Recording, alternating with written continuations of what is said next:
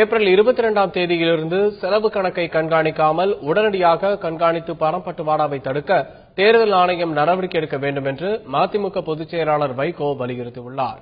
எழும்பூரில் செய்தியாளர்களிடம் பேசிய அவர் தந்தி தொலைக்காட்சியின் கேள்விக்கென்ன பதில் நிகழ்ச்சியில் ரங்கராஜ் பாண்டேவின் கேள்விக்கு தலைமை தேர்தல் அதிகாரி ராஜேஷ் லக்கானி அளித்த பதிலை சுட்டிக்காட்டினார். தந்தி தொலைக்காட்சியில் ரங்கராஜ் பாண்டே ஒரு அருமையான கேள்வியை வச்சாரு. ராஜேஷ் லக்கானி நேர்மையான அதிகாரி அப்படின்னு தான் நான் கேள்விப்படுறேன். ஆனால் அந்த கேள்விக்கு அவருடைய பதில் எந்த ஒரு திருப்தியையும் அளிக்காத ஒரு பதில். 28 லட்சம் செலவழிக்கலாம்னா 22ஆம் தேதிக்கு பிறகு ஆகிற செலவு தான் கணக்கெடுக்கிறாங்க. இப்ப இருந்தே செலவழிக்கக்கூடிய பல்வேறு வகையான செலவுகள் அவங்களுக்கு கோடி கணக்கில் செலவழிப்பாங்க. அது கணக்கில் எடுப்பீங்களான்னு கேட்டதுக்கு 22ஆம் தேதி ஏப்ரல் 22ஆம் தேதிக்கு பிறகுதான் நாங்கள் கணக்கில் எடுப்போங்கிறார்.